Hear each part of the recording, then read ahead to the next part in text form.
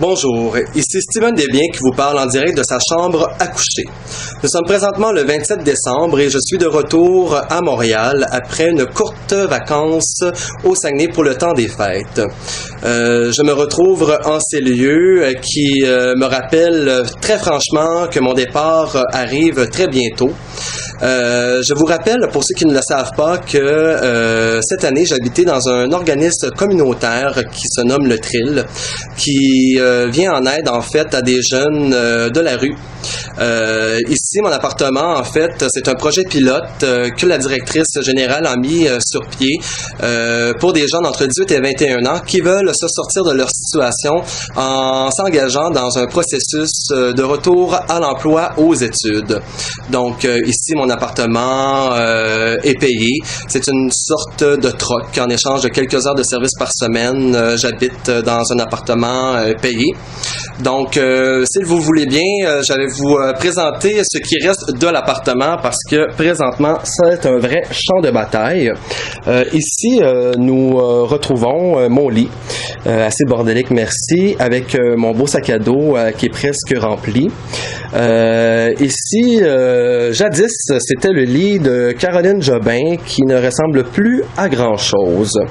Je dois vous informer que Caroline et moi avons cohabité dans la même chambre durant presque un an, justement pour savoir si on était capable de supporter durant 6 mois, 24 heures sur 24. Ici, c'est la cuisine, où est-ce que nous retrouvons des boîtes et des boîtes et des boîtes. Caro a travaillé très fort durant la période des fêtes pour que tout soit prêt cette semaine.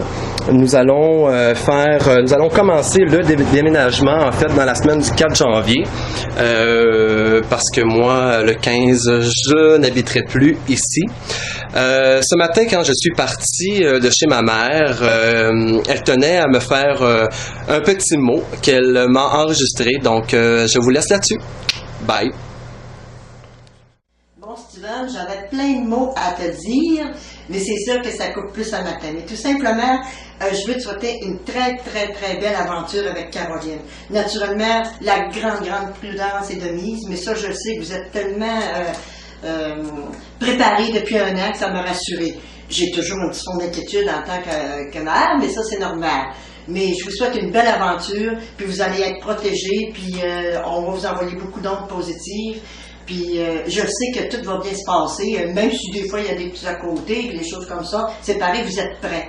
Ça fait que fils, ça me fait un petit quelque chose, mais je souhaite la plus belle aventure. C'est peut-être une aventure que vous allez vivre seulement une fois dans votre vie. Vous êtes chanceux à l'âge que vous avez de pouvoir faire ça. Je dis pas qu'après, vous voyagerez pas, des fois partir comme tout le monde dans l'année, mais ça, 6 mois comme ça, c'est plus, hein. Mais c'est justement, vous avez la chance, vous avez eu le destin avec vous autres pour le faire. Alors, good luck, puis vraiment bon voyage, mais belle aventure. Puis beaucoup de nouvelles entre-temps. Puis Caroline, je te connais pas, mais je suis contente que tu sois près de mon garçon pour effectuer ce voyage-là. Je vous embrasse bien fort, un gros colleux, puis salut.